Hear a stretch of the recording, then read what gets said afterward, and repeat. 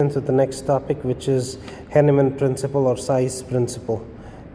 This involves the concept of recruitment and how motor units are recruited. So look at this. This is a cross section of the muscle. So if you take a muscle and you do a little transverse section over there and you cut that muscle, you have different motor units. And like we said, there are different sizes of the motor units with different innervation ratio. And you must understand that the ones with the smaller innervation ratio, they tend to be your slow oxidative fibers, okay, which are endurance based. They don't get fatigued so quickly. And if you look at the motor units with higher innervation ratio, they tend to be the fast glycolytic motor units over there. So what I want to tell you about this is you have these different motor units, and they are scattered across the muscle, the cross section of the muscle. Now what would happen is, imagine there is a rock, there's a stone, and you are supposed to lift this stone. You have no idea how much this stone weighs. It could be 25 kilos, it could be 200 kilos. So you don't know how much force you have to apply. So you will go up to the rock and you will try and put your hands around the rock and you will try to lift it. Now what's going to happen is you are going to activate your motor units in succession. If one motor unit is not enough, the contraction of one motor unit is not enough to generate the force required to lift the rock, you will recruit another and another and another. And so what happens is you are going to recruit these motor units in a sort of in an orderly fashion. And you would prefer to recruit the motor units which are small, with the smaller innervation ratio first, followed by the motor units which are with the larger innervation ratio. Now that makes sense, because think about the smaller motor units. If you can get the work done, if you can move the rock with your muscle activating lesser number of muscle fibers, meaning the ones with smaller motor units, you will not have to activate big motor units and contract a lot of muscle fibers, wasting your energy. So it's more energy efficient this way. So what happens is the Henneman principle states that we are going to start recruiting muscle motor units which are smaller in size, with a smaller innervation ratio. And if they cannot do the work, then we are going to incrementally increase to the larger motor units. Now, like I said, the first motor units to be recruited are slow oxidative fibers, and they tend to be smaller motor units in the muscle. And if that doesn't work, then we start to activate motor units which have higher innervation ratio, and they tend to be the fast oxidative glycolytic. Though these are rare in humans and primates, they do exist in some amount in our body. Okay, and if still you are not able to activate or move the rock, then what will happen? You will then activate your fast glycolytic muscle motor units over there. So you could see the colors over here. Slow oxidative I've drawn in red, fast oxidative glycolytic in green, and fast glycolytic in just black and white. So the red fibers, the slow oxidative ones, get activated first because they are efficient, they don't get fatigued quickly. Then what happens is we take the next best thing, which is a little more fatigue resistant than our final option. So that's the fast oxidative glycolytic, which has some fair amount of oxidative process going on in it. Finally, you have the fast glycolytic fibers over there. And these fast glycolytic fibers are going to cause they fatigue very quickly, but they are big motor units, and they will cause a very big increment in the force generated over there. So that is how you recruit muscles. And when you try to relax a muscle or let go of the load, you de-recruit in the opposite order. So you start from small to big. Remember, small to big motor units for recruitment. This is for recruitment. You go for small to big.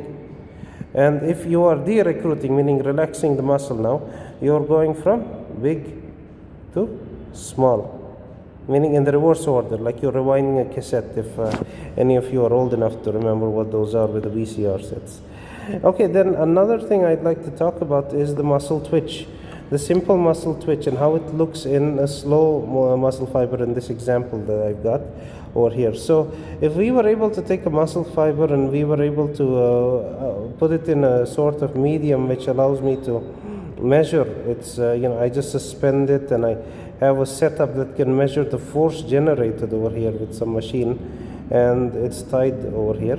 Now I give an action potential and it causes contraction in this muscle. Now what's going to happen to this setup if I can initiate an action potential?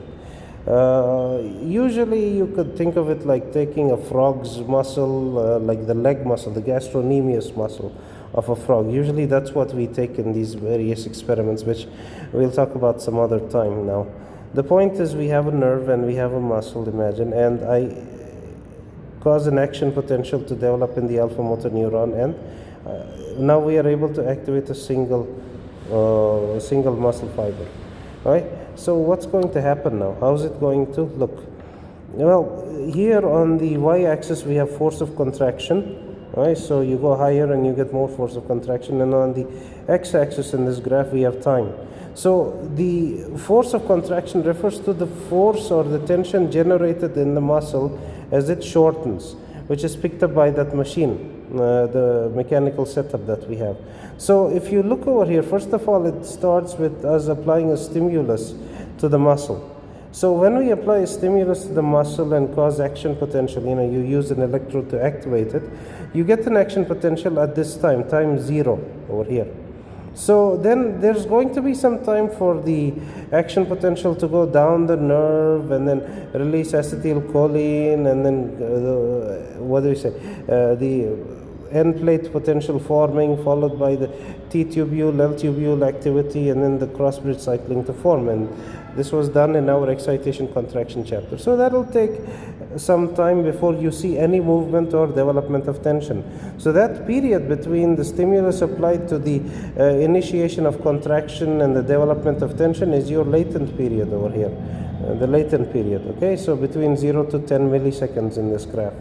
So what happens then is the excitation contraction coupling has got cross bridge cycling and power stroke formation, and during this there will be a shortening of the muscle, causing tension to develop in this muscle. So you pick up a force of contraction, and this is going to be your contraction period during which this is occurring. So this is your contraction period from 10 to 50 milliseconds. So your contraction period here is lasting for 40 milliseconds. Okay, latent period was 10 milliseconds. It's also written over here on the right side of the graph. And then what happens is, after some time the calcium goes off because you just give one action potential, so it gets taken up by the circa ATPase pump, if we remember, and that's going to cause the relaxation of the muscle.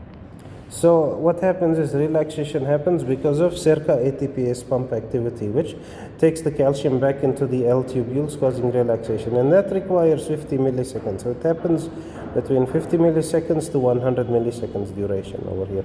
This is a single muscle twitch. So you take a little muscle fiber, you give one action potential, and you get a quick contraction and relaxation over here, and this is your muscle twitch.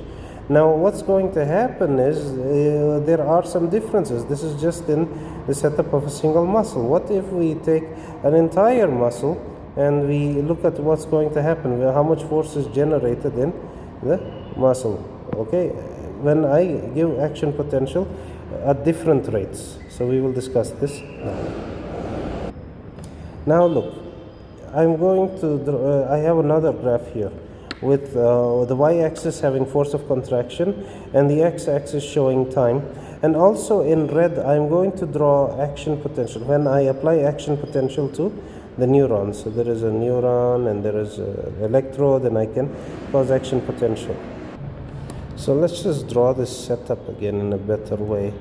We have a muscle fiber, a muscle suspended over here, and there is it is suspended. There is a weight for counterbalance. We stick some weights over here, so it's nice and stretched out, and we have a machine over here that measures the tension developed over here when you give stimulus. This is the setup over here. It's a very rough diagram. Okay, this is your electrode which supplies the nerve. This is a neuron. This is the electrode. So you fire up an action potential in the alpha motor neuron, and that's going to go to the muscle fiber and to the muscle, and that's going to cause contraction of the muscle and the building up of tension. Now, if you give a single action potential at this point over here, let's say you give an action potential here, what's going to happen is the muscle is going to contract. You will get the twitch the way you just saw up here in this graph. Okay? Now, what if you give, so wait, first you could see the contraction phase here, and here you can see the relaxation phase over here. Now look at this, you have another situation where you have an action potential, and that's going to cause the latent period contraction, and then after contraction relaxation is going to take place. But before relaxation happens completely, what if I give another action potential at this point? See, at this moment I'm giving another action potential. Now you never give complete relaxation, a chance for the muscle to completely relax, so it will again contract, and I will get a little stronger contraction. It will add up, the tension will add up to what? I'm going to tell you soon. So now what happens is you give another action potential, you see this, and now you're going to get another contraction. So you see, this is your incomplete tetanus, what we call, because you're allowing a little bit of relaxation to happen, then you activate another action potential, and then that's going to cause more contraction and more contraction to take place like this. So we call this the Trepp phenomenon, or